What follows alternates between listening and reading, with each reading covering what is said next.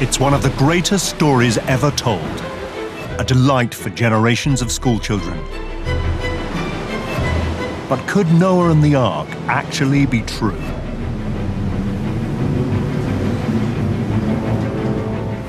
Three American Christians were convinced it was. They were prepared to face danger and death. Its name in Turkish is Are Dağ. It's the mountain of pain. People have been killed over the years. We had one man that was shot. He was cut, literally cut from head to toe from all the rocks. But it was worth all that pain.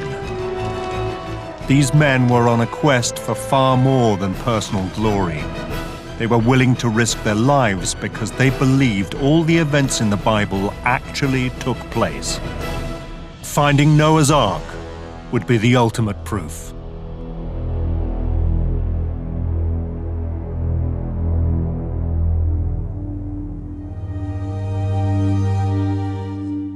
Of all the tales in the Bible, Noah and his Ark is perhaps the most fabulous.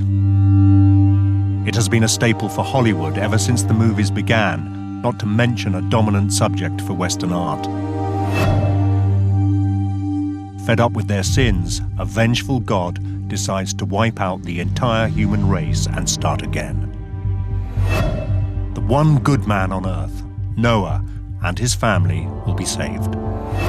God orders them to build a giant ark, 300 cubits, roughly 450 feet long, and to take into it a male and female of every animal, so that when the flood is over, life can start again.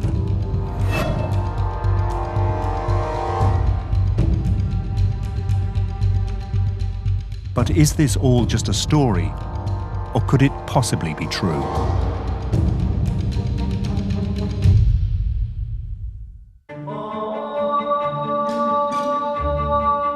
In the 1980s, there was one American who was determined to find out. Even if it meant searching for an ancient boat on a massive mountain in bandit country where the locals worshipped a very different god. But then this explorer was used to hostile environments. Liftoff. We have liftoff at 9:34 landing some daylight time. Colonel James Irwin was one of the pioneers of space travel. Oh boy, it's beautiful out here. What? It's a nice little crater, isn't it? In 1971, he was the lunar module pilot of Apollo 15 and became only the 8th person to walk on the surface of the moon. Look at that. I think we found what we came for. Crystal rock, huh? Yes, sir. You better believe it. He spent 3 days there, moonwalking and collecting samples, including the Genesis rock. Joe, this crater is a gold mine. And there might be diamonds in the next one. To the untrained eye, it looked like just another rock, but its large crystals showed it to be a section of primal lunar crust, formed during the earliest history of the solar system. It was a key to many mysteries. It stands as a major clue in unraveling the formative processes of the moon, the Earth, and the planet. That rock made Jim Irwin famous. It was named after the book of Genesis, the first part of the Bible which tells the story of the creation of the world. According to the Bible, this happened some 6,000 years ago, but when scientists actually examined the rock, they announced it was a lot older, some several billion years. But what the public didn't know was that something else took place to Colonel Irwin on the moon, which was far more profound, at least for him. Contact. Bam. Roger, Roger, Falcon. What drove him these last 20 years of his life was the experience on the moon. He would have problems on the moon, like the lunar rover wouldn't work. The lunar rover was the vehicle that had been developed especially to cope with the precarious conditions on the moon's surface. But it developed a major problem. The steering wouldn't work. I don't have any front steering, Joe. Stuck with rear steering, Dave. Yeah. The mission was in jeopardy. had come all that way for nothing. Okay, we're moving forward, Joe. Roger. It was an all-wheel drive, and not all the wheels were working, and they worked on it and couldn't figure it out.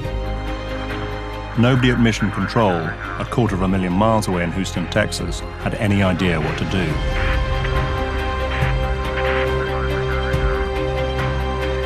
That night, Jim Irwin prayed to God.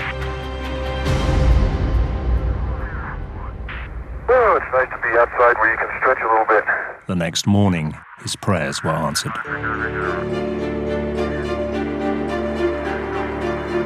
August 1st, Scott and Irwin prepared for their second day on the moon. And as Scott checked the inoperative forward steering of the rover, You know what I bet you did last night, Joe? You let some of those Marshall guys come up here and fix it, didn't you? It works, Dave? Yes, sir. It's working, my friend. Beautiful. It worked fine. They didn't do anything, they just started, and he says there was instances throughout the flight where he just felt God's hand was so present. Oh, look at the mountains today, Jim, when they're all sunlit. Isn't that beautiful? Really is. By golly, that's just super. Dave, I'm reminded of a favorite biblical passage from Psalm. I look unto the hills, from whence cometh my help. And he kept looking over his shoulder because he just felt somebody else was there. And he later said it had to be God.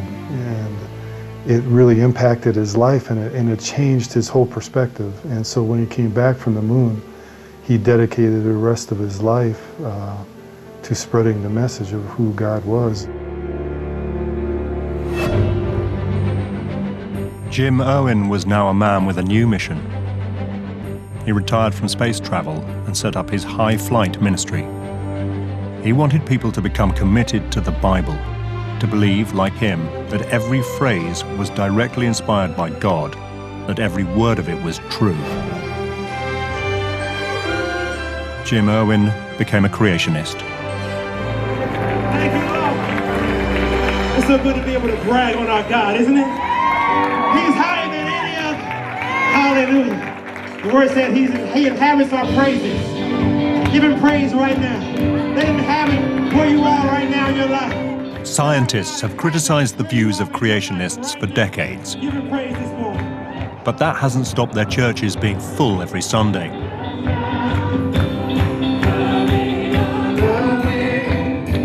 Others might ridicule them, but here in Manassas, Northern Virginia, they are quite convinced that evolution is wrong.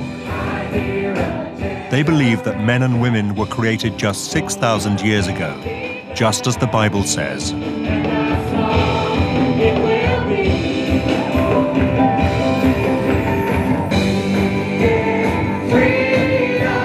And what better way to prove it than to find the ship of Noah? It would transform not only our understanding of the origin of species, it would even be clear evidence for the existence of God.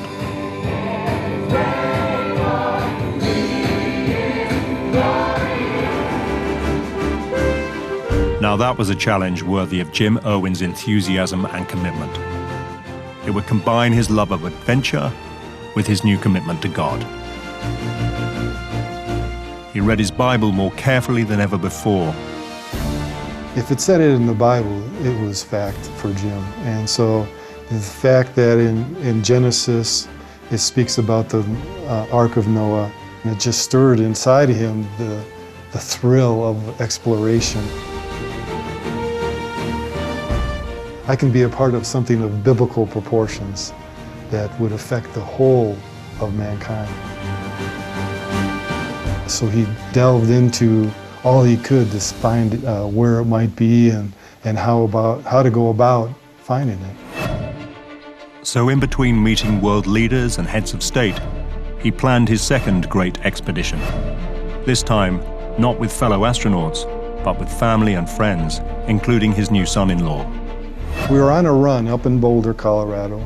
We came to a high spot overlooking the city, and he goes, you know, I'm thinking of heading to Turkey to look for the Ark of Noah. Would you be interested? Interested? John could hardly contain his enthusiasm. To me, it was an adventure with the man who had walked on the moon. what would you say? But how soon? When can we go? Tomorrow?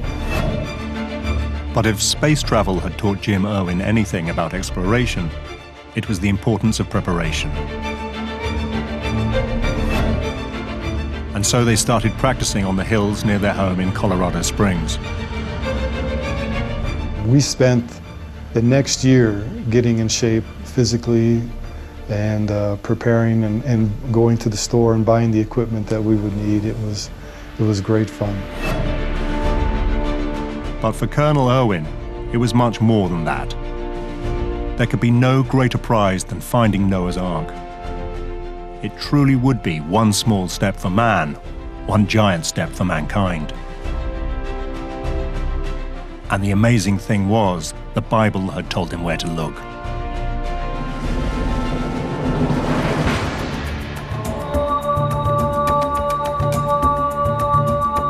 The book of Genesis was quite clear. After the Great Flood, Noah's Ark had come to rest here on the mountains of Ararat. Not quite as remote as the moon, but close. On this volcanic rock, it can be 32 degrees in the summer, minus 20 in the winter. The top is permanently covered in snow and ice. It's a hard mountain to climb.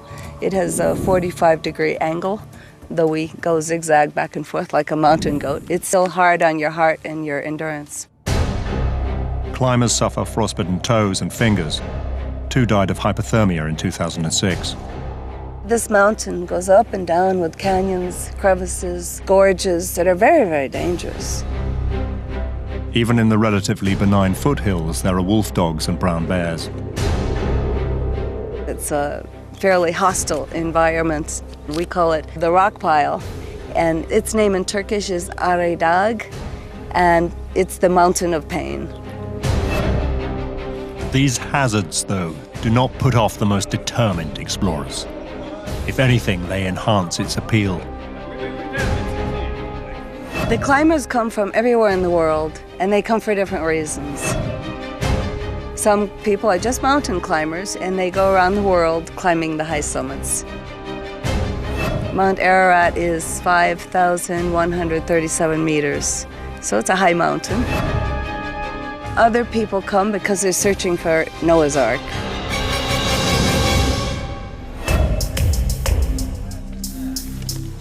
But few were as serious and committed as Jim Irwin. He needed to be. His task was huge. The mountain isn't just 25 miles wide. It is spread out over some 380 square miles. The Ark could be anywhere. Fortunately, there were some clues. People had been there before. 2,000 years ago, the Jewish historian Josephus described how local farmers would show remains of the Ark to those who are curious to see them. The 7th century Spanish saint Isidore of Seville claimed that on Mount Ararat, wood remains are to be seen even to this day. And the 14th century Venetian traveller Marco Polo passed by Ararat, calling it the Mountain of Noah's Ark. And if these reports were old and vague, there was more recent evidence. In the 1950s, the French Christian explorer Fernand Navarra spotted some timbers jutting out of a precipice. He managed to extract one and bring it down from the mountain despite suffering severe altitude sickness. But when the timber was tested, the results were inconclusive.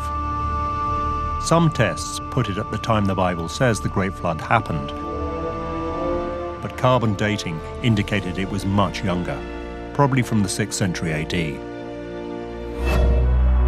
Still, Navarra was just one of some 200 people in the last 2 centuries who claimed to have seen the remains of the Ark. Many were local farmers who would graze their animals on the mountain in the summer months.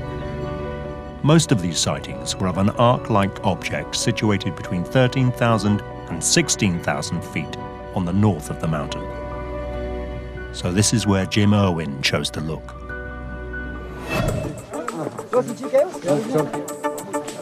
In the summer of 1982, he set out up the slope of Mount Ararat with a small team, including his son-in-law, John Christensen. That first morning, we were in a base camp in a smooth plain. And we woke up and there was a rainstorm. And there was a rainbow that came right into camp. And we were like, oh man, this is going to be good, because right after the flood of Noah was the first rainbow. And we thought, this is a sign, and it's going to be good. Jim Irwin was back in his element. I remember him talking to a shepherd on the mountain. This man had spent his whole life as a shepherd, and now he's old and weathered. And he meets Jim, and Jim is explaining to him through the interpreter, yes, I've been on the moon.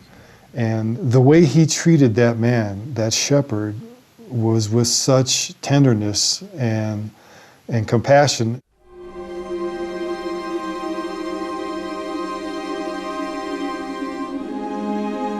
Over the next few days, hope started to fade.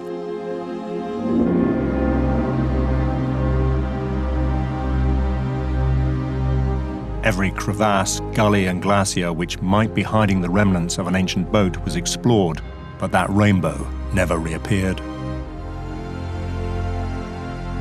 It was a lot tougher than we thought it was, because it's such a volcanic area, and the mountain is a lot of loose rocks, so it was really almost like 3 steps up, 1 step back.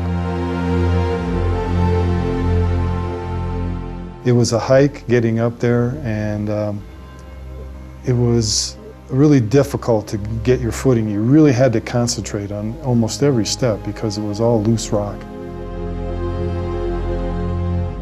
And they found nothing. No shape of a hidden ark, no beam of wood, not even a plank of petrified timber. Jim Irwin was completely dispirited. Worse was to follow. He says, I'm going back to base camp, and he unfortunately broke his own rule of never hiking alone. And so he went down, and we were in communication with base camp, and they said he had never returned. And it was dusk. The team were deeply worried. Mount Ararat was not a place to spend the night on your own. We started out from on top, coming down as far as we could to look for him. But then it just got too dark and dangerous, so we retreated. And we waited until the next morning. They dreaded what they might find.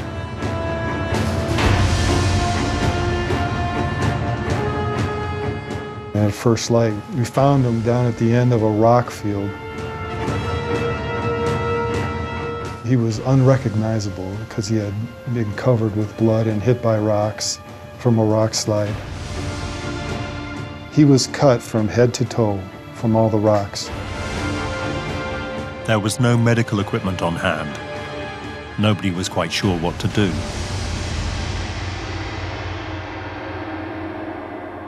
They just took alcohol and poured it in all the open wounds.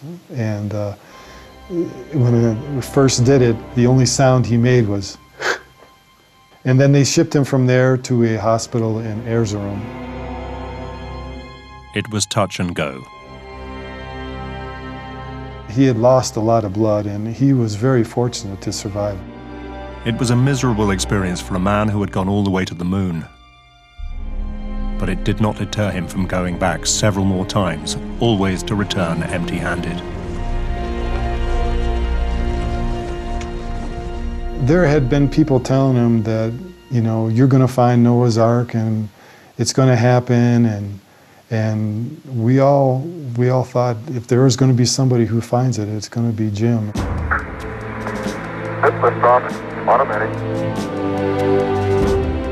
It was, in fact, the great disappointment of his life. The man who journeyed into space had failed on his other great journey on Earth. Jim Irwin died in 1991 of heart failure. He was only 61 years old. I miss him a lot, a lot. To get him to laugh, it was like gold. And so I miss his laughter. I miss his heart and his compassion. Shortly before he passed away, he said he had done all I possibly can, but the Ark continues to elude us. It was easier to walk on the moon. I think because of his experience on the moon, that he felt the Lord had given him a platform for speaking about who Jesus was. So I think being a part of finding something biblical that was his heart's desire, I think that would have, in the end, given him more fulfillment. I do. But Jim Owen's failure to find the Ark did nothing to dampen down speculation. Instead, it encouraged a new generation of Christian explorers to succeed where he had drawn a blank.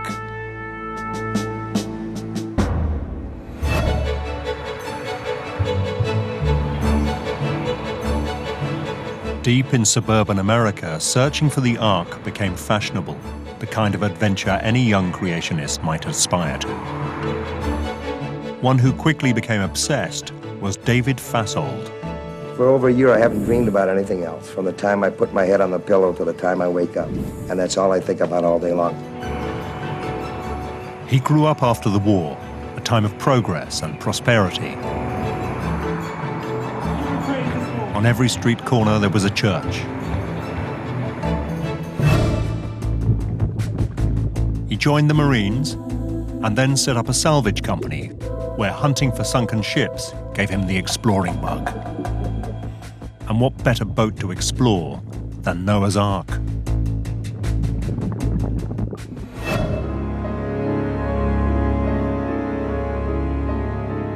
Fasold knew the story by heart. He'd been brought up as a member of the Plymouth Brethren, an evangelical strand of Christianity known for its strict adherence to the Bible. Now he read his scriptures and pored over other ancient texts late into the night. He reached an interesting conclusion. There was nothing in Genesis that said the boat had to be on Mount Ararat itself. It could be anywhere in the area. One of the problems we have is that all of these expeditions are of Mount Ararat. The Bible does not say Mount Ararat.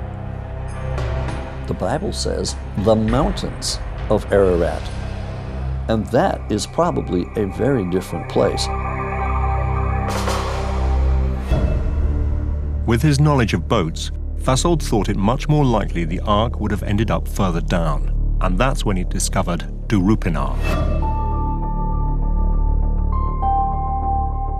In 1959, a Turkish pilot was flying over Mount Ararat on a government mapping mission when he noticed a strange mound 17 miles south.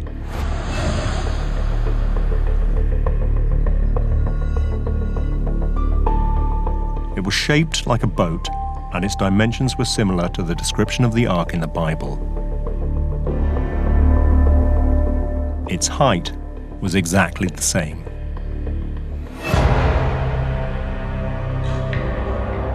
As soon as David Fasold saw it, he was sure it was a shipwreck.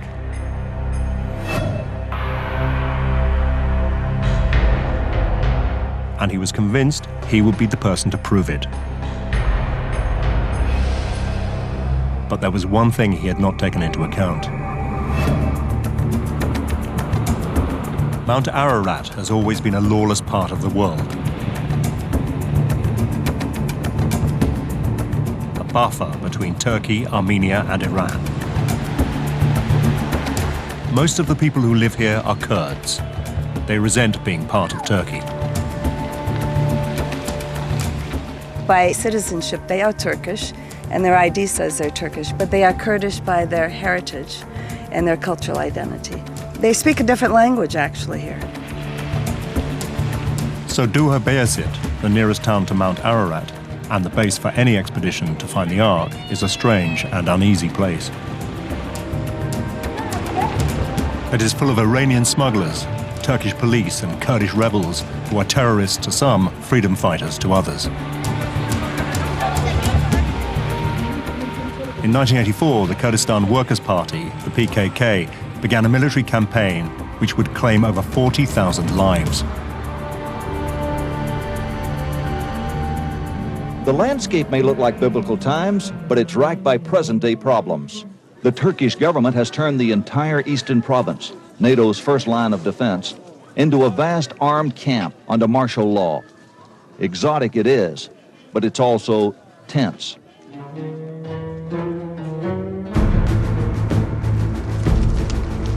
To draw attention to their struggle, the PKK targeted tourists. They did not have far to look. Colonel Jim Irwin had helped make Doğubeyazıt a magnet for a new group of Christian Ark searchers. Well, there have been people that have been killed over the years. We had one Turkish man working for us that was shot. There have been a lot of people that have been hurt physically and financially. But we've got a job to do, and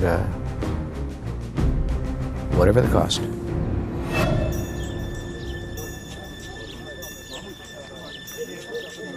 It was into this cauldron that David Fassold wandered, an innocent abroad.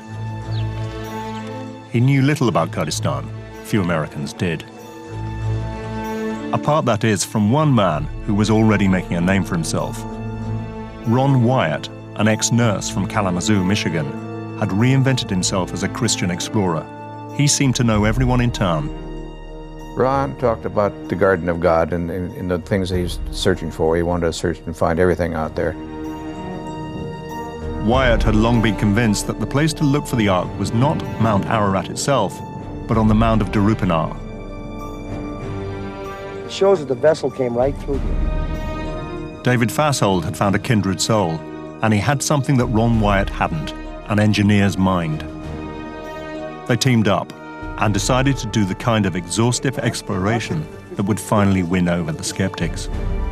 Have you ever seen anything like this? Look at the grain in this thing. It almost looks like wood. Fassold took the lead. Any boat of the time, he argued, would have needed iron rivets to hold it together and stay afloat. So all you needed to prove that the remnants of the Ark were buried underneath was to scan the earth for iron. All right, now I'm going to skip this one. This would show, at the very least, that there was an ancient boat there. And what boat could it be but the Ark? With cameras watching and an impressive-looking machine that some said was a molecular frequency generator, but others claimed it was just a glorified metal detector, Fassold started searching. Soon he got a result. His machine picked up a pattern of iron with a shape 450 feet long, exactly the 300 Egyptian cubits laid down in the Bible. Could this really be the Ark? David Fassold and Ron Wyatt were absolutely sure it was, as their local guide of the time remembers. It's definitely now been decided that Noah's Ark is here. They bought a sheep from the village and they made offerings in accordance to their own religion.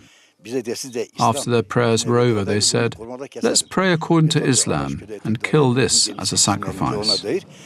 They cut that sheep up and gave it to the people, piece by piece. That was enough to convince the locals, but Fassold and Wyatt knew the rest of the world would want a little more. In a village field at the bottom of Mount Ararat, they had discovered several anchor stones, which they now argued would have stabilized the Ark in rough seas, as had been predicted in holy texts. Same kind of strange stone. When the early Christians found these things, they carved 8 crosses on it for the 8 survivors. This whole valley was known as the region of 8. This was a clear sign, they said, that previous generations had regarded them as sacred. According to the Bible, there were 8 people on the Ark. Was this too much of a coincidence? It was certainly good enough for the Turks, who saw a marketing opportunity. They proclaimed Darupanar a national park and opened a visitors center.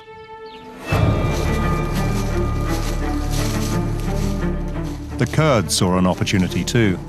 The PKK kidnapped Wyatt and 4 other members of the team. They were held for 3 weeks. Ron Wyatt came home 20 pounds lighter and walking with a slight limp, but in otherwise good health despite being held hostage for 3 weeks. When they were released unharmed, it was a major news event.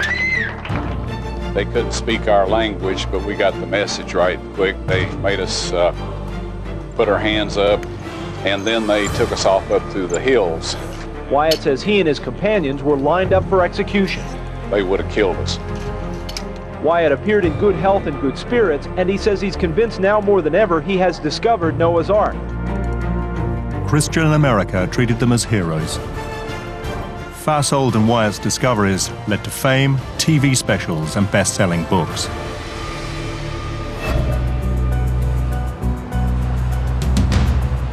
But while Wyatt enjoyed his celebrity by waltzing around the biblical world, Fasold stayed on in Dohubeasit, determined to make a full exploration. He expected his fellow Ark searchers to be overjoyed the Ark had been discovered at last. Instead, they were dismissive. Well, I didn't agree with their conclusions. I was with them in '85 when they were there, and they looked at this site, and I walked all over it. I think what it is, it's simply a mud flow around a rhyolitic formation that kind of formed, looks like a sailing ship, actually. And the Ark wasn't a sailing ship. It was a box. And that was exactly the conclusion of the scientists who had flocked there to determine what really was underneath this strange Ark-like shape whose pictures had gone round the world. David Fasold claimed that his machines had found traces of iron underneath the mound. That looks like iron, okay? But that meant if there was something there, it couldn't be the Ark. Noah lived before the Iron Age. Iron didn't exist. It wasn't used back then. Noah would have never used iron. The way you're building boats right up till 2000 BC and even later is with mortise and tenon, with wooden joints and pegs. You're not going to find iron. And so, indeed, most of Ron Wyatt's and David Fasold's claims have been repudiated. This Ark turned out to be an entirely natural formation, only noticed because it was near to Mount Ararat. Even the anchor stones were not unusual, but found all over this ancient land. And those 8 crosses weren't Christian, but pagan.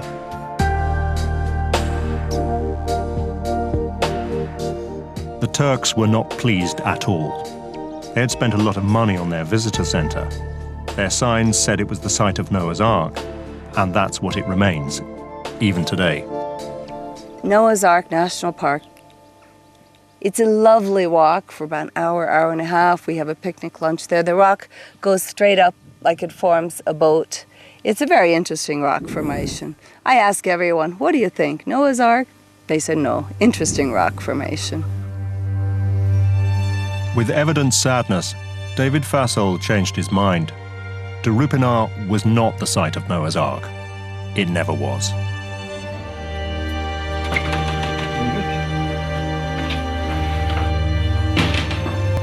For many years, he had believed it was much more.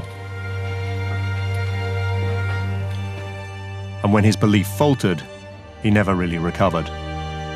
He died a few years later at the age of 59 of cancer, possibly brought about by those long days in the Turkish sun. Even more than Jim Irwin, the search for Noah's Ark had taken its toll. When he died, he was penniless. He'd spent all his money looking for the ancient boat.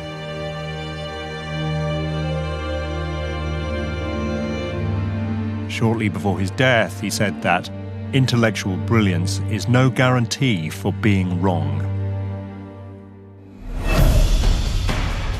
But one Christian Ark hunter has no intention of being wrong. Richard Bright has given his life to searching for the Ark. He was brought up in Minnesota as a Christian, but for the first 20 years of his life, his faith had not meant a great deal. But in 1966, he had an experience which changed his life. He served in Vietnam. Under enemy fire, he directly connected to God. I was in a certain place, and a little voice told me to move. And I told my buddy next to me, I says, "Did you say something?" He said, "No." And the voice come to me again, a little stronger. "Move." I said, "What'd you say?" "Nothing. Be quiet." The third time, I said, "We're out of here." He said, "Okay." Well, we just jumped in the vehicle, and I hadn't driven 100 feet, and the first mortar round blew the wall apart where I had been leaning against. Bright is convinced that voice came from God and saved his life.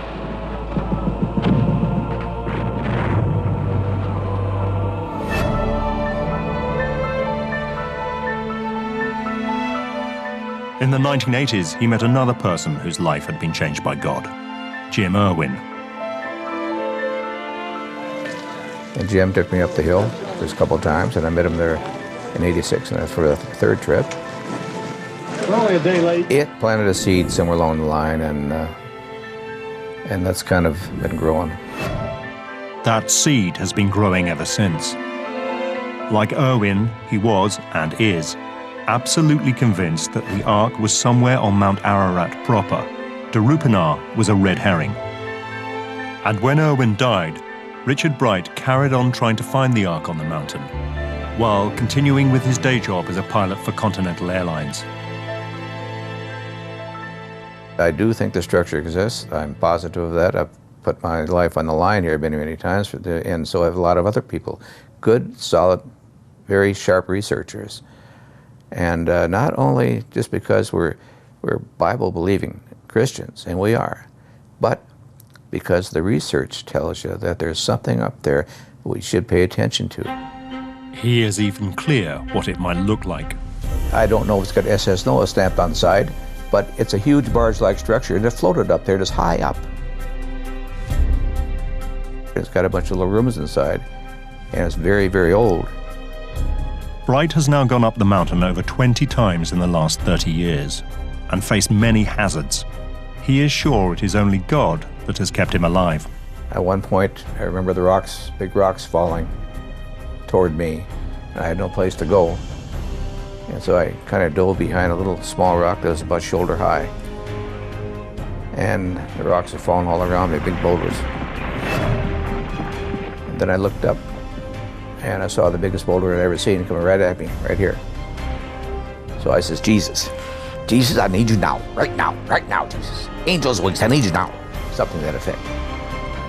Well, this little rock I was hiding behind was just barely above my shoulders, and this monster landed on top of the rock and skimmed over the top of me.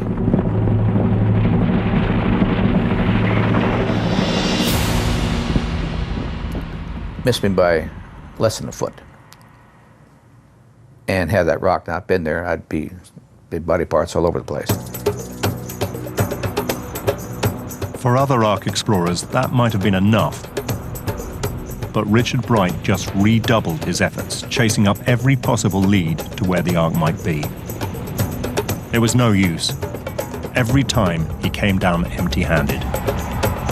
He was beginning to think his quest, like Jim Irwin's, would always be fruitless. But then came hope. The American government released a photo taken by one of their spy planes, which had been kept secret for decades.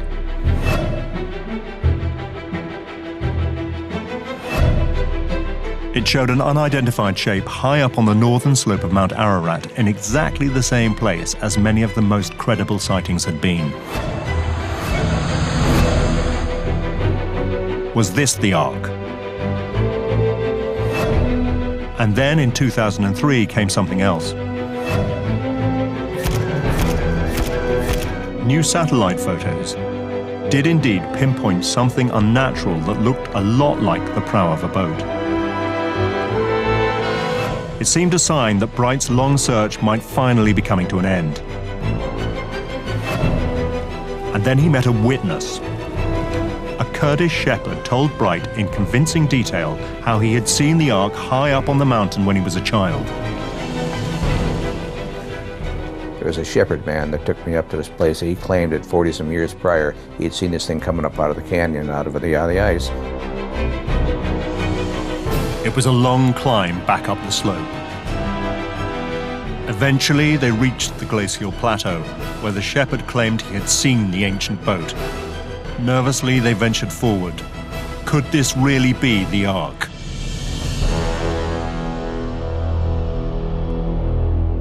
Their hearts sank when they realized the place where the Ark was said to be was now covered by a collection of boulders. We went up there ultimately and dug a big hole, but we didn't find anything. But the shepherd had dug it with us. He wanted to let us know he was telling the truth, and we don't think the man was lying to us. Bright believed him and started putting together a team that could uncover the Ark once and for all. But he then realized he had a rival. This team were creationists too, but they were not from the American suburbs, but from Hong Kong, a city known more for its pragmatic commitment to making money than for any biblical belief. They called themselves Noah's Ark Ministries International, and in 2007 they announced a great success. They had found a piece of ancient petrified wood, which they had dated as 4,800 years old. But others were not so sure. Some of the recent claims by expeditions that have gone there, both the Chinese recently or other expeditions in the last 5 years, have made claims for petrified wood and other things where it's not wood at all, it's stone. And if they had had a geologist with them, he could have told them right then and there, no, don't waste your time, that's just an outcrop of stone. The Chinese were adamant their specimen was wood and pointed to scientific analysis as proof. Some of Richard Bright's colleagues did join forces with them for a while, but the collaboration didn't last long. Like many climbing arrangements, what sounds good over a cup of mint tea tends to evaporate 15,000 feet up a freezing cold mountain. The Chinese team went back to working on their own with the help of some sympathetic Turks. Soon they claimed an amazing find. Down a gully underneath a glacier, they found the Ark. And they even filmed it. My initial reaction when I heard the news of the Chinese expedition that had found Noah's Ark was, oh boy, here we go again. The Chinese video showed their team deep inside a crack in the mountain.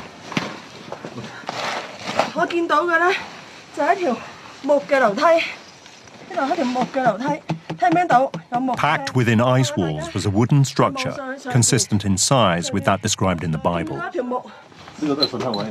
Jutting up from the cave floor was a wooden beam and a structure containing several wooden compartments. Yeah. Back in Hong Kong, the Chinese announced their finding to the world at a press conference. They were 99.9% certain this was the Ark. The media onslaught was amazing for this. I mean, all of a sudden my phone starts ringing and I've got people calling and Fox News wants to see my opinion and Good Morning America, and it was well beyond the usual. And that was because these people actually had photographic evidence, or so they said. Suspicions grew when the Chinese would not say where the site actually was. So, making use of the close contacts she had with the families of the Kurdish guides who control the mountain, Amy Bean went to look for herself. They told everyone that it was a secret place to preserve the archaeological site. They wouldn't let anyone know. So at Camp 2, I just went up there and I filmed it. She found nothing, nor did anyone else. And skepticism about the Chinese discovery turned to disbelief. I would say 100% I do not believe it. It was too good to be true. That's the way I would phrase it. It was just too good to be true. We've never seen anything really published since. No scientific article, no backing up of the claims. And then there are fights between the people who took them up Mount Ararat and the ones who didn't. And it just expands. And all of a sudden, you're in this morass of a soap opera, which, you know, if you found Noah's Ark and it's real, it doesn't deserve that. The Chinese missionaries stand by their discovery and promise all will be revealed soon. If their find does turn out not to be Noah's Ark, it won't be the first time. Many of the Christians who have come to find the Ark in the past have had plenty of money. The Kurdish guides who help them look are poor. We're sitting in Topchana village, and the guide families live here. The men in the families have to support fairly large families, mother, father, sisters, wife, and children, sometimes 5 or 10 people one guide is supporting. It's hard for them to turn down work. This is their livelihood. And the Ark searchers are coming and coming and coming. And they have money, money, money, 5,000, 10,000, 50,000. So it's such a temptation.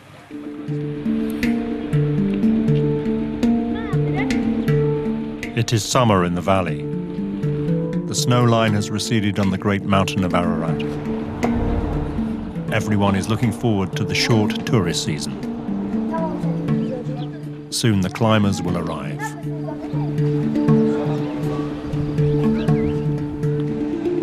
The Chinese are coming back again, determined to show the world that they really have found the Ark.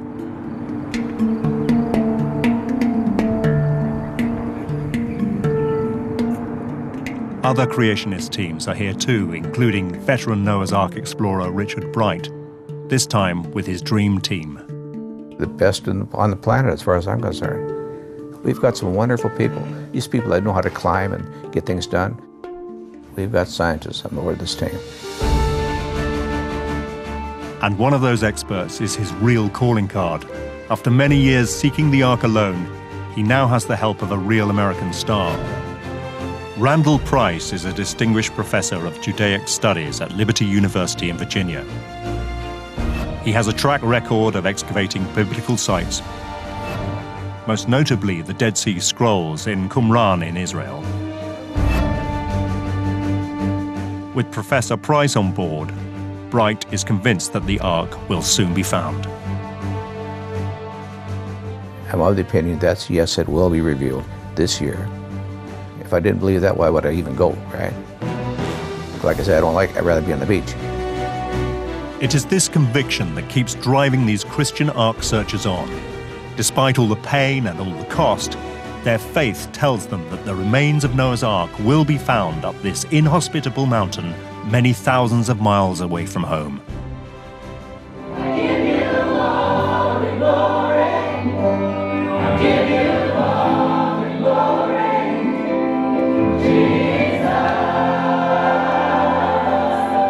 The religious sincerity of Ark searchers like Jim Irwin, David Fashold, and Richard Bright is not in doubt, even to those who do not share their beliefs.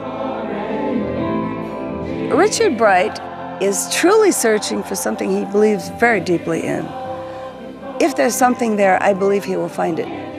When I first met Richard, when he was still trying to convert me, he was always say, "Amy, please open your heart to Jesus. I'm trying to save you before it's too late." But I did say, "Richard, if you find Noah's Ark on that mountain, I'll be a believer." We don't care who finds it. We don't care what mountain it's on. We just want it found because we believe that it does, in fact, still exist. We're almost there. We're almost there.